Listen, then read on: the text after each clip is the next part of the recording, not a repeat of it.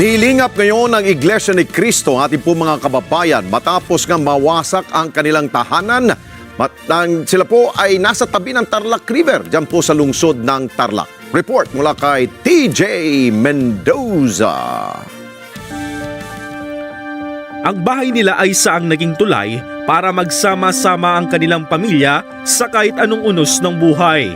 Pero ang kanilang bahay din ang dahilan para magkawatak-watak sila ngayon. Isang linggo na kasi ang nakakalipas.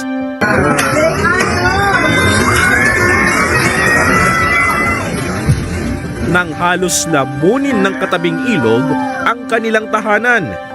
Ani Aiza, sunod-sunod raw ang pagulan dulot ng habagat sa kanilang lugar sa Barangay San Isidro sa Tarlac City. Itinuro pa ni Aiza kung saan nakatayo ang kanilang tahanan noon. Ilang metro mula dito sa aking kinatatayuan, nakatirik yung ilang mga kabahayan dito sa Barangay San Isidro, dito sa Tarlac City. Pero matapos ang ilang mga linggong pag-ulan, tingnan naman ninyo dito sa aking likuran, halos na wash out ang lahat nga ng mga kabahayan. Ang kanilang sinisisi, ang kawalan ng epektibong flood control project dito sa kanilang lugar. Tapos si tatay ko po nga nun, ayaw niyang umalis sa bahay kasi siyempre po, kinalikahan na po namin yung bahay. Dugot pawis niya po yung pinag-ano niya po doon sa bahay na yun.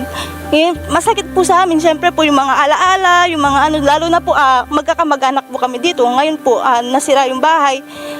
Bali parang lagawatak-watak na rin po kami. Hindi po namin alam saan po kami lilipat, saan po kami titira.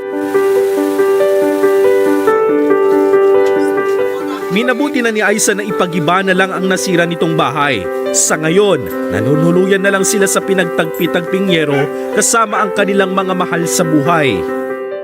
Ang kapitbahay niyang si Jake, wash out din ng bahay. Nag-iba po. Lalo po sa tubig. Yung po kasing tubig, mataas po nun eh. Tapos po nag-iba po sa ilalim hanggang sa naulog po yung bahay. Tinanggap po na lang po, wala na rin po ako magagawa eh. Ang sinisisi ng mga residente sa tabing ilog, ang kakulangan ng maayos na flood control project sa kanilang lugar. Meron namang dike sa tabing ilog.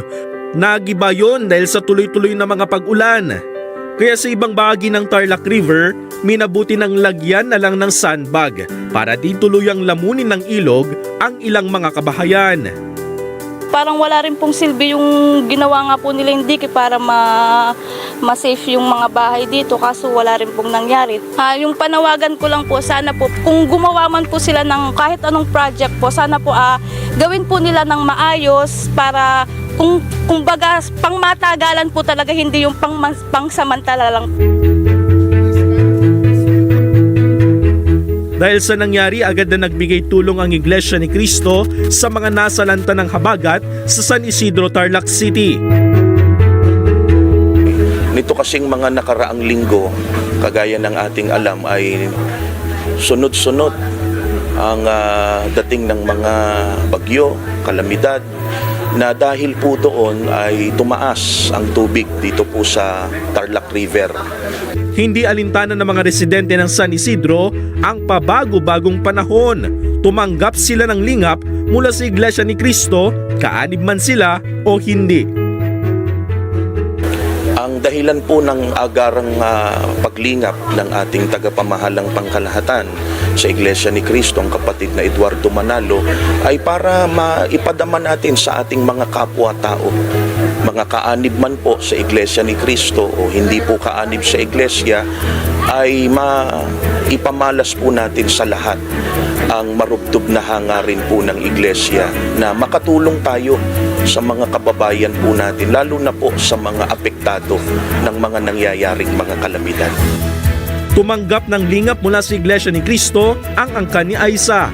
Napakalaking halaga na po sa amin yun sa pang-araw-araw po namin kinakain, para po kahit pa paano po magkaroon po ng laman yung tiyan namin. Papasalamat po ako sa pamamala. Yun lang po. Malaking tulong na po yun para sa amin. Lalo na po, wala pong trabaho ngayon. Mahirap po kasi ang anak buhay ngayon.